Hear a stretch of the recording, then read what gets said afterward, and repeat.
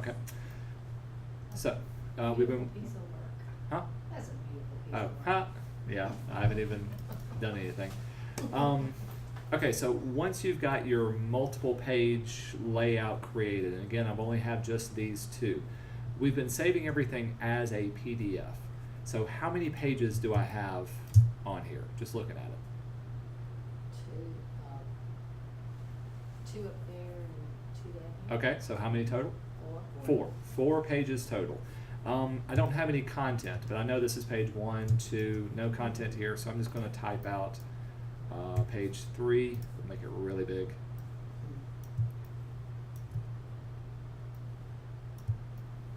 What am I holding down to do that? Sure. Shift and Command. Command, exactly. Page 3, how do I make that copy real quick? What did I hold down? Option, bingo.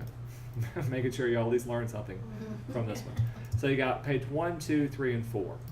If I was to go to File and either export or export with the presets, I've always chosen the smallest file size. And all this does is just compress it so that you can upload it really easy. Here's what we get. I'm going to call it Circus Layout, we'll just call it 1. To our desktop, we'll hit save. It brings up your Adobe PDF options. We've never really changed some of these options, but there are some things you can look at.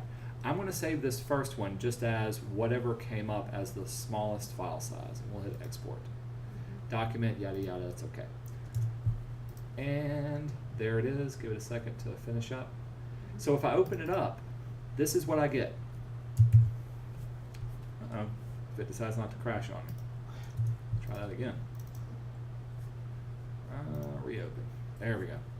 So it looks something like this. I'm getting one page at a time. Here's page 1, here's page 2, 3, and 4, right? What do you notice about page 1? It's cut off. It's cut off. It's starting to cut off things. Remember, we're wanting to see this as an entire page spread. It's not just side by side. So this little camera is getting itself cut off on both of the pages. This would be true if you have any other type of pictures or any text that flows from one side to the other. Now, this is the way a magazine would want you to send it, but sometimes you still want to be able to proof it or send it to someone that shows the entire spread side by side. Here's how to do that. We're going to do the same thing. Under File, Export, you can choose any one of these PDF presets. I'll just use the smallest file size. This time we're going to call it Circus Layout 2. And we'll hit save.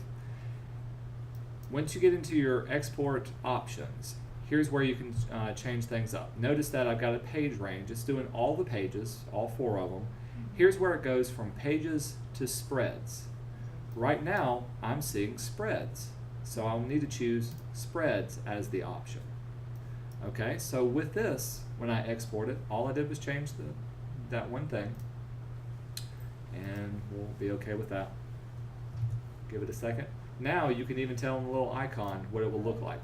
If I open it up, I get something that looks like this. The entire page spread is done this way, the way it's laid out. It's very, very kind of important to do this. Now, I wouldn't send this to the printer this way. Few printers need the entire page spread to be printed like that because the way they lay it out, they have to put the pages in a certain order and they need just that individual page. But if I was to send this to a client or to send someone to read, I would certainly want them to view it the way the entire spread was, and that's what the spread will allow you to do for that one. All cool? You see how that's coming handy? Some other things to pay attention to, and we'll get into more of this, your upper level ones. Yes, I don't know what that did. Yeah, we'll replace it. If I just wanted a certain range of pages, I can do that. I can, like pages 1 through 4 or just 1 and 2. As far as compression goes, this tells you how much do you want to change the size of your pictures.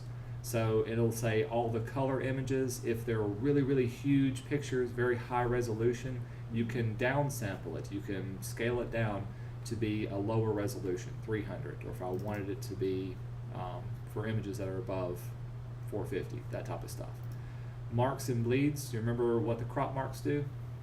Bleed marks? So this is a way of adding crops and bleeds. So if I did send this to a printer, sometimes I need to crop it off. Would I need crops and bleeds for this particular layout? Why not? Because it's a spread. It's a spread. More than that, what do crop marks do? Show you where to cut it out. Yeah, and why would you want to cut it off? Well, you wouldn't for this. You wouldn't for this. Why not for this? Because we're turning it in electronically. No. More than that. What about this layout? What about this layout? It Huh? already has a border. It already has a white margin. Nothing's bleeding off the edge. So I really don't need to have my crops and bleeds on here. If I did have this picture bleeding off, then I would, exactly.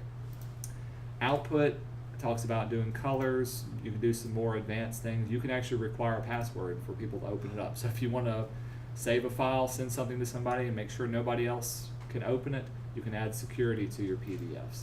And it gives you a little summary of that. Start paying attention to what some of these options allow you to do once you open it up. It's kind of separates the amateurs from the professionals as far as graphic design goes. Okay? All right, so that's all I really wanted to show you, that last little tidbit of information once you start